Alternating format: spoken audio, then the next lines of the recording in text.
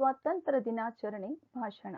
ಗೌರವಾನ್ವಿತ ಮುಖ್ಯ ಅತಿಥಿಗಳೇ, ಪ್ರಾಂಶುಪಾಲರೇ, ಶಿಕ್ಷಕರೇ, ಪೋಷಕರೇ ಹಾಗೂ ನನ್ನ ಪ್ರೀತಿಯ ಸ್ನೇಹಿತರೆ, ಎಲ್ಲರಿಗೂ 80ನೇ ಸ್ವಾತಂತ್ರ್ಯ ದಿನಾಚರಣೆಯ ಹಾರ್ದಿಕ ಶುಭಾಶಯಗಳು.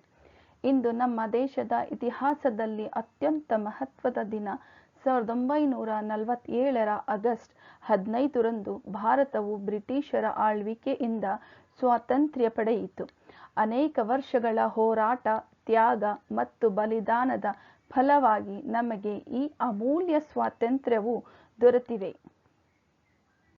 ಮಹಾತ್ಮ ಗಾಂಧೀಜಿ, ನೇತಾಜಿ ಸುಭಾಷ್ ಚಂದ್ರ ಬೋಸ್, ಭಗತ್ ಸಿಂಗ್, ಸರ್ದಾರ್ ವಲ್ಲಭಾಯಿ ಪಟೇಲ್ ಸೇರಿದಂತೆ ಅನೇಕ ಮಹನೀಯರು ದೇಶಕ್ಕಾಗಿ ಹೋರಾಡಿದರು.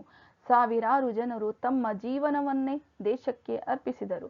ಅವರ ತ್ಯಾಗದಿಂದಲೇ ನಾವು ಇಂದು ಸ್ವತಂತ್ರ ದೇಶದಲ್ಲಿ ಬದುಕುತ್ತಿದ್ದೇವೆ. ವಿದ್ಯಾರ್ಥಿಗಳಾದ ನಾವು ದೇಶದ ಭವಿಷ್ಯ. ಉತ್ತಮ ಶಿಕ್ಷಣ ಪಡೆಯುವುದು ಮಾತ್ರವಲ್ಲದೆ ಶಿಸ್ತು, ಪ್ರಾಮಾಣಿಕತೆ, ಮಾನವೀಯತೆ ಮತ್ತು ದೇಶ ಪ್ರೇಮವನ್ನು ಬೆಳೆಸಿಕೊಳ್ಳಬೇಕು. ಪರಿಸರವನ್ನು ರಕ್ಷಿಸುವುದು, ಸಾರ್ವಜನಿಕ ಆಸ್ತಿಯನ್ನು ಕಾಪಾಡುವುದು ಹಾಗೂ ಸಮಾಜದಲ್ಲಿ ಎಲ್ಲರನ್ನು ಗೌರವಿಸುವುದು ನಮ್ಮ ಕರ್ತವ್ಯ. ಜಾತಿ, ಧರ್ಮ, ಭಾಷೆ ಮತ್ತು ಪ್ರದೇಶದ ಭೇದಗಳನ್ನು ಮೀರಿ ನಾವೆಲ್ಲರೂ ಭಾರತೀಯರು ಎಂಬ ಭಾವನೆಯೊಂದಿಗೆ ಒಂದಾಗಿ ಸಾಗೋಣ. ನಮ್ಮ ಜ್ಞಾನ ಮತ್ತು ಪ್ರತಿಭೆಯನ್ನು ದೇಶದ ಪ್ರಗತಿಗಾಗಿ ಬಳಸೋಣ.